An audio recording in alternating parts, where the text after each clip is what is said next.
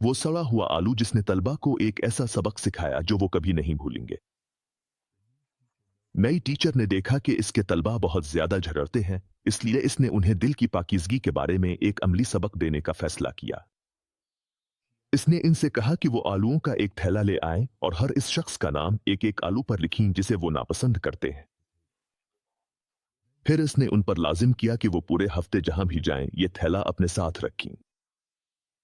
जैसे जैसे दिन गुजरते गए आलू सड़ने लगे और उनसे बदबू आने लगी और थैला उठाना एक भारी बोझ बन गया।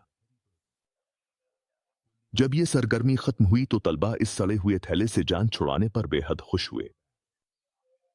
इसी वक्त टीचर ने उन्हें सबक समझाया कि नफरत भी इसी भारी बोझ की तरह है। ये हमारे दिलों को खराब कर देती है और हमारी जिंदगी को थका देने वाली बना देती है और हमें इसका एहसास भी नहीं होता।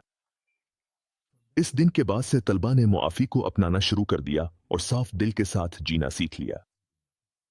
आखिरकार नफरत से पाक दिल से ज्यादा पाकीज़ा कुछ भी नहीं होता।